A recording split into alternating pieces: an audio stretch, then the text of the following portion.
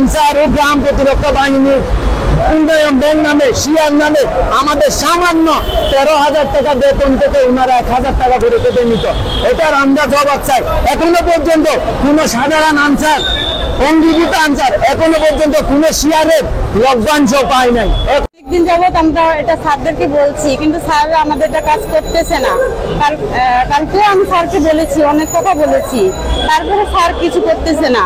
এটা আমরা আজকে না, আরো অনেক দিন থেকে এটা আমরা দাবি করতেছি। কারণ আমরা যখন রেস্টে যাই, 3 বছর চাকরি আমাদের, আমরা অঙ্গীভূত মহিলা আনসার এবং পুরুষ আনসার। তো আমরা 3 বছর চাকরির পরে আমরা যখন রেস্টে যাই, আমাদের বলে 6 মাস রেস্ট, কিন্তু 6 মাসের জায়গায় আমাদের 1 বছরে চলে যায়, 10 মাসে চলে যায়, 2 বছরে চলে যায়, কিন্তু আমরা মেসেজ আর পাই না।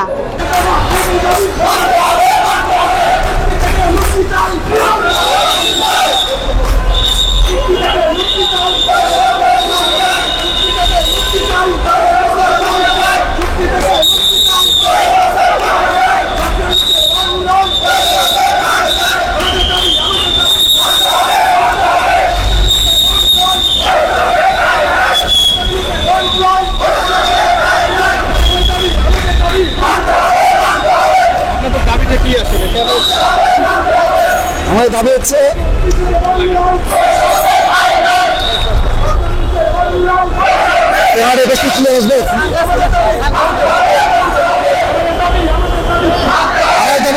আমরা সরকারের কাছে এতটুকু, আমরা বর্তমান সরকার তাদের এতটুকু তার কাছে বলবো যে আমরা সাধারণ আনসার, আমরা অবহেলিত, আমরা একটা আনসার বাহিনী, আমাদের সঠিক একটা স্থানের প্রয়োজন আছে, সঠিক একটা আমাদের এক দাবি যে আমাদের রেস্ট 3 বছর পর পর আমাদের রেস্ট হয়, সেই রেস্ট থাকে না, আমরা সেই রেস্ট থেকে রেস্ট পাচ্ছি না।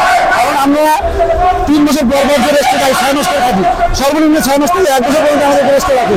তো আমরা এই 1 বছর আমরা শেষ হতে চাই না। এই 1 বছর আমাদের ফ্যামিলি কি রাখবে, আমাদের ফ্যামিলিকে কি খাওয়াবো আমরা? তো এই বিশেষ করে আমাদের এক দাবি যে আমাদের রেস্টটা বদল করে আমাদেরকে জাতীয় গ্রহণ করা হবে। আমরা শুধু এতটুকুর জন্য আসছে, অন্য কিছু না। আপনারা যেমন অন্যান্য দেশে অন্যান্য সরকার আছে বা দেশে অন্যান্য যেমন পুলিশ আছে, আর্মি আছে, বিজিবি আছে, অন্য অনেক বাহিনী আছে, কিন্তু আমাদের বাহিনী হচ্ছে সর্বপ্রথম বাহিনী। বাংলাদেশের স্বাধীনতা ঘোষককে আমরা সর্বপ্রথম বাংলাদেশ স্বাধীনতা ঘোষণা করছি, সাক্ষ্য করছি আমরা। তো